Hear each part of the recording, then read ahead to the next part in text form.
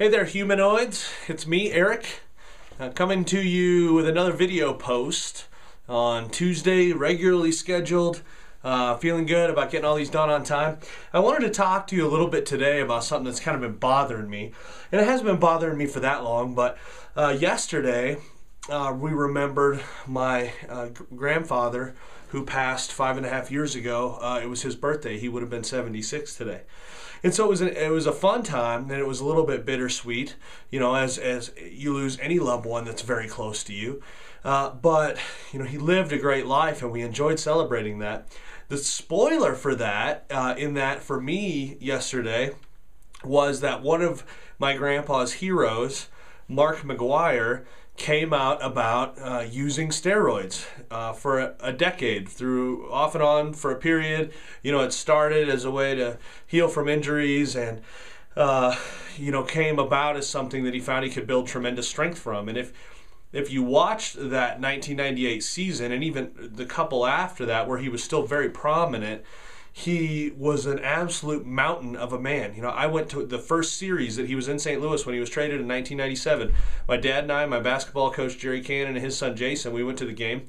And the guy hit a home run in the first game that we thought was a pop fly. I mean, we thought he just popped out. He was just absolutely massive. You know, a tank in every way. He could have taken his clothes off and been a professional bodybuilder.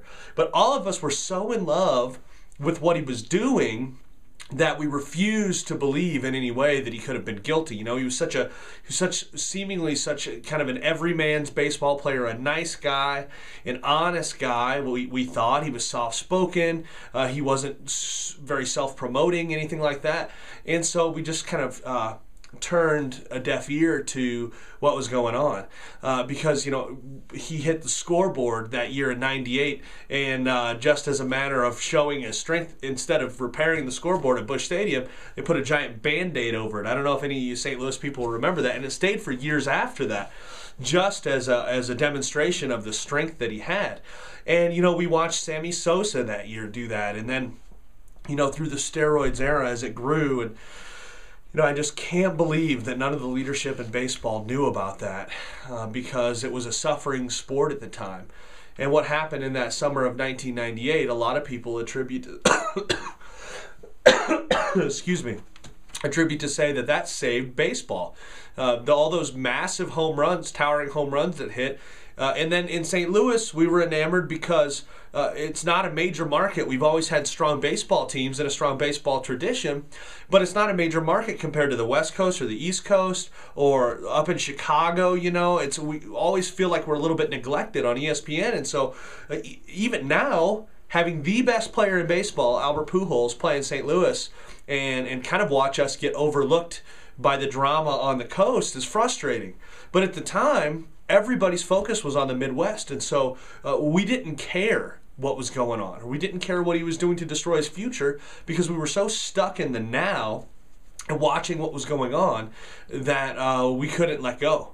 And you know, I said it was bittersweet. Yesterday was my grandpa's birthday, January 11th, and he adored Mark McGuire. You know, everything that the guy did, he couldn't believe that he would do anything wrong, or he just believed it was hard work, and he was so powerful naturally, and he couldn't have been doing any of these wrong things because he was such a great guy. And you know, I'm a little bit happy, not in a sick way, but that Pop died before McGuire went before the congressional hearing in 2005 and made a fool of himself. You know, I can't imagine what that would have done to his spirit.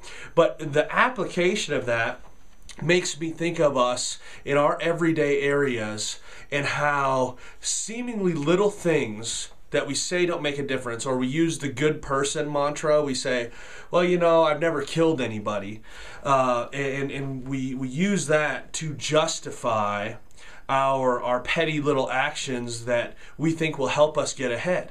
And we point the finger at these baseball players, or any professional athletes that we put on a pedestal for that matter, and say, you know what, these guys cheated, they messed up, when really, in reality, we do things, and we, myself included, I make mistakes. We do things, little white lies, or half-truths, or things trying to put others back so we can make ourselves get ahead in order to promote ourselves and put our own selves on a pedestal, whether it be using steroids or not. And it's these things technically aren't illegal. They're still dishonest. They still cause pain, and they can prevent us in the future for attaining what and who we really should be. Mark McGwire should have been in the Hall of Fame by now. He's still, his other records have been broken. He's been surpassed. 583 home runs, is tied for 8th right now. A-Rod will pass that soon. His 10.6 home runs per at-bat in his career is still the best ever. And steroids or not, he did it, but he did cheat. And because of that, he's paying the consequences. I don't know that he'll ever be voted into the Hall of Fame, while some other steroids era guys might be. But what kind of bothered me is when I went back and I started to think about us and on a daily basis and the petty little things we do that we think we can get by with because people accept them, still doesn't make it okay. And it could be different for everybody. It could be stealing a little bit here and there, cheating on your taxes, or just not being entirely honest with those half-truths.